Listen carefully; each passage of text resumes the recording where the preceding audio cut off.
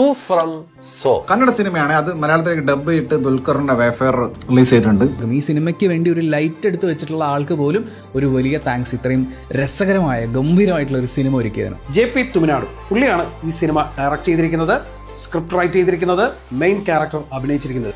എന്നെ പടം ഏതാണ്? എത്ര നാളാണ് ഇങ്ങനത്തെ സിനിമ കണ്ടിട്ട്? അത്ര എൻജോയ് ചെയ്തിട്ട് അടുത്ത കാലത്ത് ഒരു സിനിമ കണ്ടിട്ടില്ല. ചിരിച്ച് ചത്ത് കോരി തരിപ്പിക്കേണ്ട സീനുകളിലൊക്കെ നല്ല രോമാഞ്ചം വന്നിട്ടുണ്ട്. എണീറ്റ് നിന്ന് കൈയടിക്കാൻ തോന്നി. ഇന്ന് തിയേറ്ററിൽ ഇത്ര ആളിനെ കണ്ടപ്പോൾ സത്യം പറഞ്ഞാല് ഞെട്ടിപ്പോയി. One of the bestest dubbing work I have ever seen. അത്രയും ഗംഭീരമായിട്ടാണ് ഇതിന്റെ മലയാളം ഡബ്ബിങ് വന്നത്. എങ്ങനെ ഓഡിയൻസിനെ കണക്ട് ചെയ്ത് ഇരുത്തണം എന്നുള്ളതിന്റെ ഗംഭീരമായിട്ടുള്ള ഒരു ഉദാഹരണമാണ് സു ഫ്രം സോ എന്ന സിനിമയുടെ സ്ക്രീൻ പ്ലേ.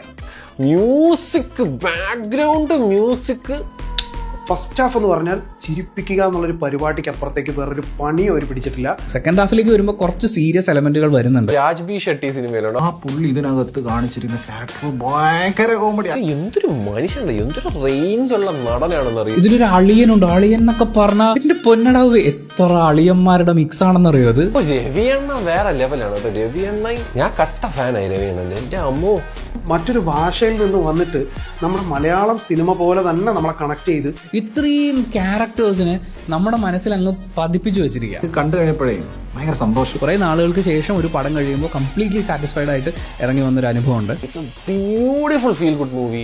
ലൈഫിൽ എന്ത് പ്രോബ്ലംസ് ഉണ്ടായിക്കോട്ടെ, നിങ്ങളും ധൈര്യമായിട്ട് ടിക്കറ്റ് എടുക്കുക, പടം കാണുക എന്ന് ഞാൻ പറയുള്ളൂ. ഒരു ഫാമിലി ഓഡിയൻസ് ആയിട്ട് പോവുക, എൻജോയ് ചെയ്യുക, തിരിച്ചു വരുമോ.